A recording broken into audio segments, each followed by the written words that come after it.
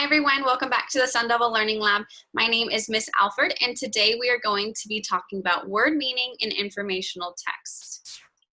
So with that, let's get started.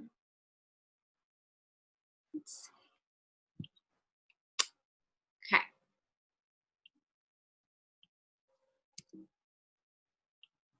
So our objective, our I can statement for the day. I can understand how the author's words play an important part in the meaning of an informational text. So we're going to go over some important terms, going to talk about a speech, go over a speech, and then go over some examples about different words and how they play an important part in the meaning of a text. So first we're going to start with denotation versus connotation. So these are two really important words and pretty big words. Denotation is going to be the dictionary meaning of a word. So that's, you look up a word and the dictionary is going to tell you exactly what it means. And a connotation is a feeling or an idea that a word has or gives off. So we know that there are many words that share the same dictionary definition, but many words can cause different feelings or different ideas. So an example of a denotation would be gray. We know the definition of gray is a color between white and black. It is simply a color. But a connotation of gray, what sort of feeling or ideas does gray, when you hear that word, give off? Is dull or sad or dark. So although we have words and we read words and we know that there are dictionary definitions, words, and certain words especially that authors choose to use, give off emotions and feelings or ideas that cause us to feel certain ways, and therefore can help tell a story or get their point across or influence an audience or a reader in certain ways. And that's the whole point. So here's the same example. So we have gray, just a color between black and white, a color. And our connotation is we have these houses and this gray background. So say, you live in a really cold state and you walk out and there's a snowstorm that has gone on and it's winter, it's freezing, and you walk outside and it's just gray outside and it looks sad, it looks dull, it looks kind of depressing. Although you might say, oh, it looks super gray outside, you might be talking about the color, but the feeling and the idea that comes along with saying that it's gray outside is that it's sad, it's kind of depressing. Maybe you don't want to do anything, you don't want to go outside, you just want to stay inside and watch movies or something. So these two pictures give off the feeling or the idea of gray, of sad, of dull, of unproductive, of all of those sort of not necessarily negative, but not so happy and positive, because the color gray makes us feel sad and down maybe. So when it comes to connotations, we can ask ourselves, what does this make us feel? The feelings and the ideas that it gives off are going to be the most important. So when we see different words, maybe that an author or somebody uses, we might ask ourselves, is it positive? Does it imply positive emotions and feelings? Does it make us feel good? Does it make us feel happy? Does it give off a positive idea? Or is it negative? Does it imply negative emotions or feelings? Does it make us feel sad? Why did the author, choose to use that? They're trying to get a point across for a certain reason. They choose words for certain reasons. Or is it neutral? Is it neither positive or negative? Do you feel a certain way? Does it make you feel a certain way? So when we look into word meanings and we look into certain words, we're going to look at dictionary definitions of them and be able to understand what they mean. But then we're also going to look at why the author chose to use that word. What feeling are they trying to get across to their readers? So before we jump into the text, I wanted to talk a little bit about global warming, because that is going to be the topic of this text, of this speech. So this might be something new for you. Maybe it's not. Maybe you've heard of it. Maybe you've heard your parents talking about it. Maybe you've seen it on the news, or you know a ton about it. But what is global warming? Global warming is the rise of average temperatures of Earth's climate system. So our climate system is going to be just all of the average temperatures, all of the people live in different areas, different countries, different places on Earth in general are going to have different climates, but we have our averages, we have our normal numbers. Well, as we create new technologies and we have more people on this Earth, we give off our cars, our power plants, everything that we kind of do to make our lives go round, give off CO2 emissions. And those CO2 emissions go up into Earth and they heat up our atmosphere, causing our temperatures, our climate systems to get warmer, and leading to warmer climates. And the effects of warmer climates are changes in the environment in our society. So therefore, this is called climate change. So in the past years, there's been a lot of talk about climate change. So it's an important topic that's going on right now. And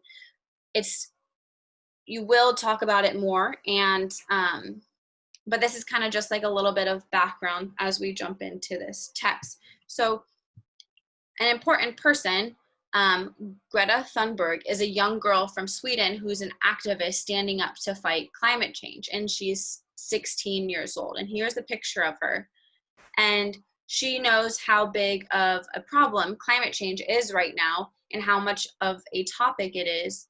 So she is from Sweden, standing up as an activist, trying to fight and get people on the same page and understanding how big this problem is, that our temperatures are rising, our environments, our societies, people, our animals, everything is being affected. And here's another picture of her giving a speech, talking in front of a lot of people. So that's just a little bit of background. Greta Thunberg is going to be the person who is the main topic of this speech that we read, and she's only 16 years old. So kind of think about those as we read or listen to this speech.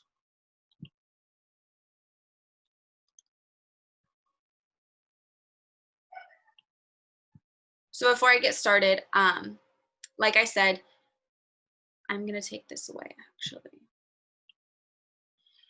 So Greta Thunberg is 16 years old, and she is a climate activist from Sweden. In this speech, she was at the United Nations Climate Action Summit in New York City, and she gives a speech on how she feels about climate change and what needs to be done. And after this, we'll talk a little bit more about everything and kind of what she says in here, but feel free to pause the video and take time to read the screens and the slides on your own, or just listen to the speech that she gives, or open up the video and watch it on whatever platform you want to. So let's get started.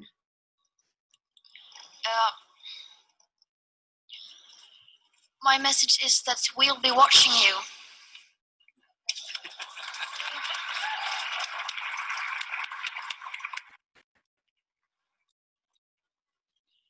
This is all wrong. I shouldn't be up here. I should be back in school on the other side of the ocean. Yet you all come to us young people for hope. How dare you?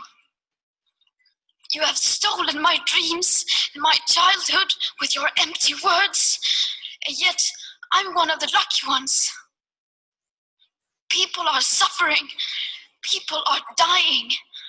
Entire ecosystems are collapsing. We are in the beginning of a mass extinction, and all you can talk about is money and fairy tales of eternal economic growth. How dare you!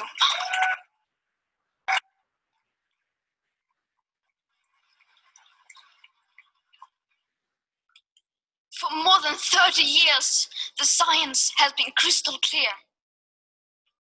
How dare you continue to look away and come here saying that you're doing enough when the politics and solutions needed are still nowhere in sight?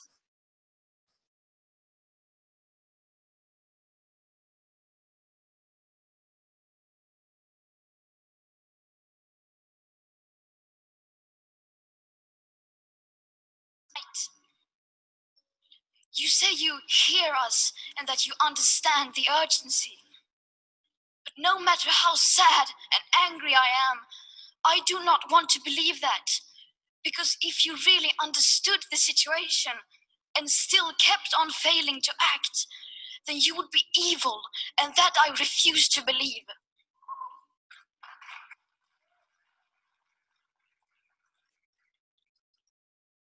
The popular idea of cutting our emissions in half in 10 years only gives us a 50% chance of staying below 1.5 degrees and the risk of setting off irreversible chain reactions beyond human control. 50% may be acceptable to you, but those numbers do not include tipping points, most feedback loops, additional warming hidden by toxic air pollution, or the aspects of equity and climate justice. They also rely on my generation sucking hundreds of billions of tons of your CO2 out of the air with technologies that barely exist. So a 50% risk is simply not acceptable to us, we who have to live with the consequences. To have a 67% chance of staying below a 1.5 degrees of global temperature rise, the best odds given by the IPCC, the world had 420 gigatons of CO2 left to emit back on January 1st, 2018. Today that figure is already down to less than 350 gigatons.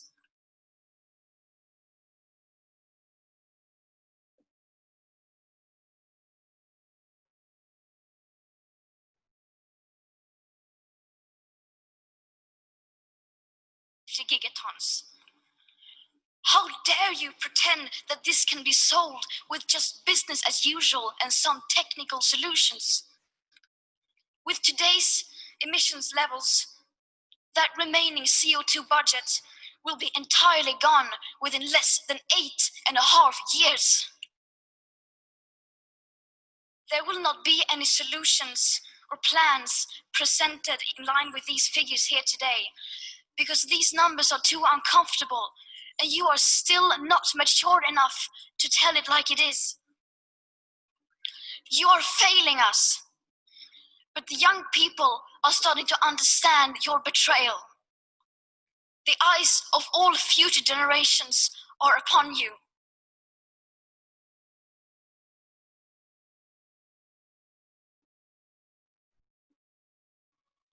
And if you choose to fail us, I say we will never forgive you.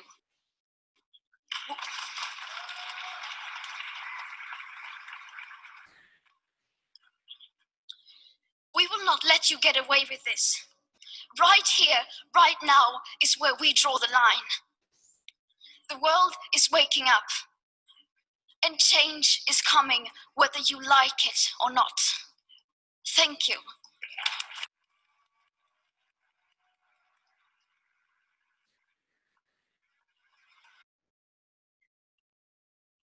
Okay. So now that we have it, let's go back. Okay, so let's take a closer look at what this speech was talking about, what was going on, and what was just happening in the whole. So why did this speech happen at the United Nations? Well, Greta Thunberg is a very important young activist who is fighting for climate change to be heard, to be spoken about, and just wanting it to be a topic of conversation that's actually dealt with. So she was able to go and speak at a big, basically, meeting for the United Nations and voice her concerns and kind of ask people who are in charge, political people, what is, you say you have so much control over certain things, but there's no money, there's no nothing that can change what's going on unless you do something about what's actually happening. So what is the purpose behind Greta's words? Well, by the tone of this entire speech, she doesn't seem to be happy in any sort of sense. She's kind of talking down to people, not talking down, but she's disappointed and she's upset and she wants her voice to be heard. So what is the tone of this speech? She's like advocating for change, and she's disappointed. Like we said, there's a lot of emotions that are coming about, and she's voicing everything in her to come here and make a difference.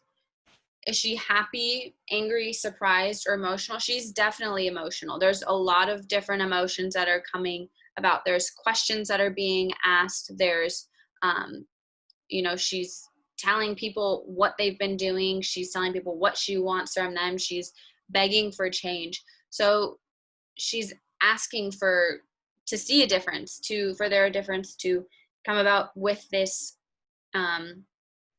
this problem, this big problem of climate change. She's gone to the people in charge now of all nations, of all people possible, to make a difference, to start implementing different things that can help our climate, to help our earth, to help our ecosystems, to just start making a difference.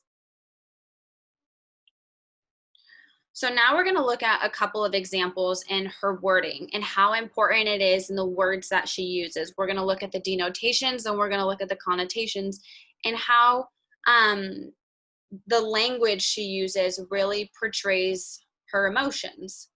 So her first line that she says is, "My message is that we'll be watching you."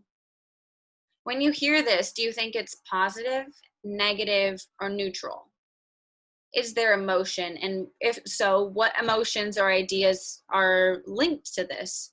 We'll be watching you.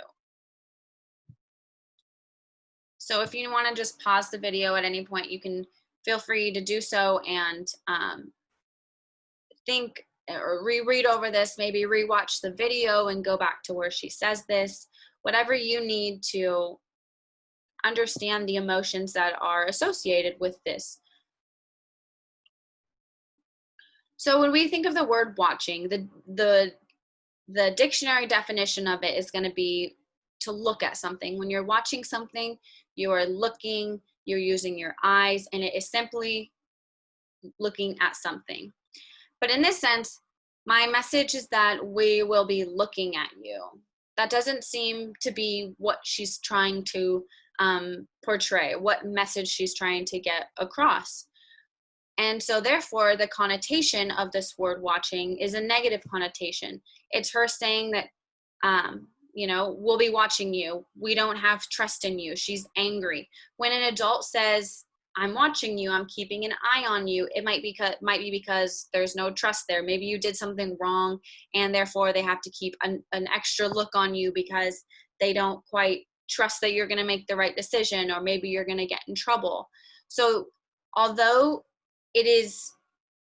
the definition is to look at something, the connotation of the words "we'll be watching you" is a negative one, because it's her portraying the ideas and the emotions that there's no trust, that she's angry, that she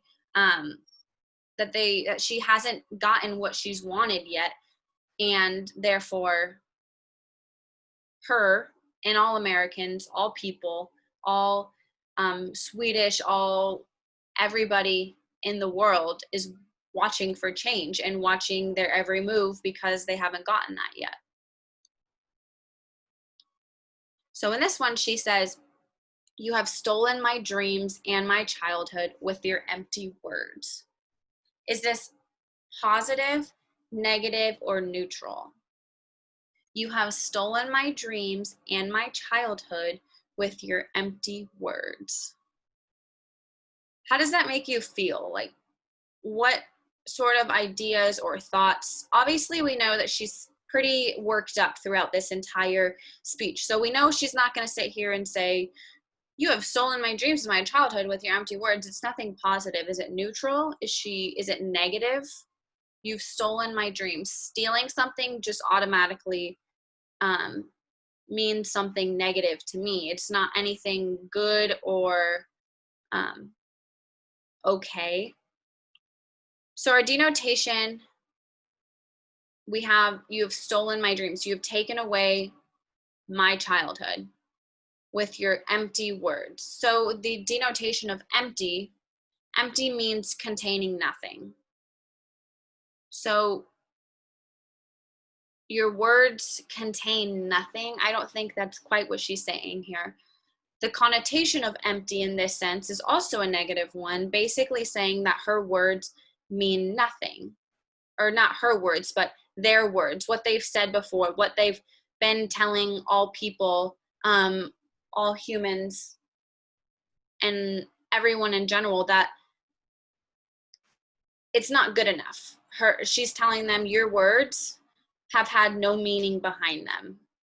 They're empty words. You're almost lying to us, and your actions and empty words have taken away from her being able to be a kid.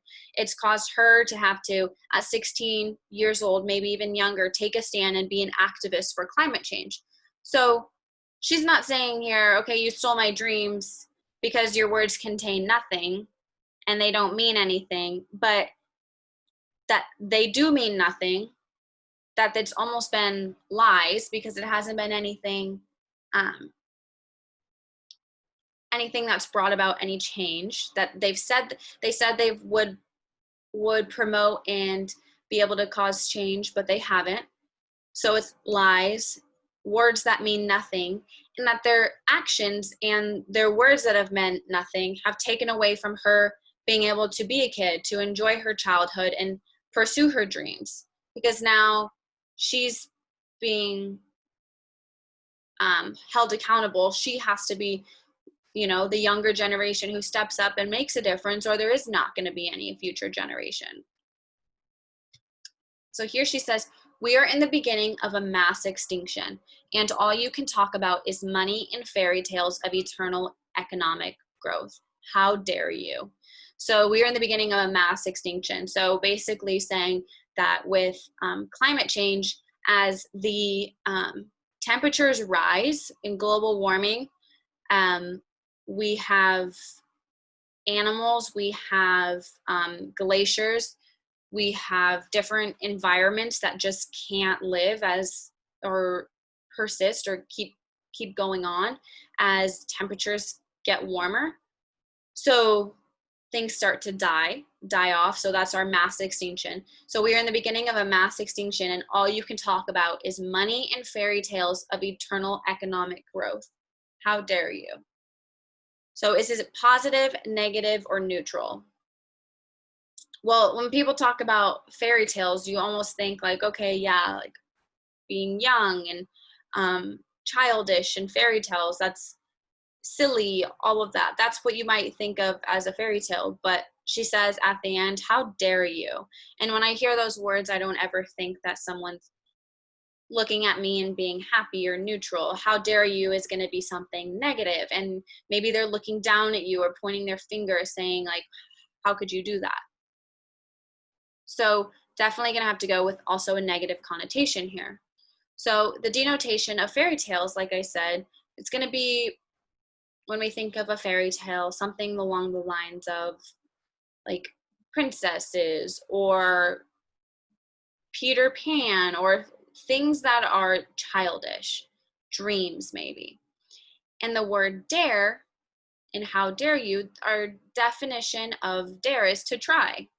So when somebody maybe dares you to do something, you're going to try it. But our connotations in this sense, fairy tales is going to be a negative connotation because she's saying all you can talk about is money and your silly dreams and thoughts of eternal economic growth.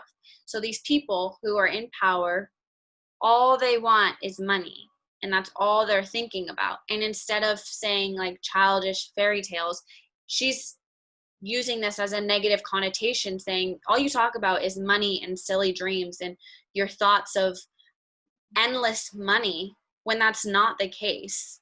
So it's not just, oh, money and fairy tales, but this is, you guys are, all you think about is money and all these silly thoughts and dreams of this economic growth that's never going to end. And then our how dare you. In this sense, our connotation of dare is going to be a negative one. It's like, how could you? So instead of saying like, how would you try that? Or why did you try that? In our literal sense, our connotation of how dare you is going to be like, how could you? How could you do that? How could you let us down? Maybe you did try this, but you let us down doing so. So how dare you do that? And then our last example is, you are failing us. The eyes of all future generations are upon you. Is it negative, positive, or neutral? When I hear the word failing, I automatically think of something negative. Going through school and you failed something, it's not a happy sight, not a positive thing at all.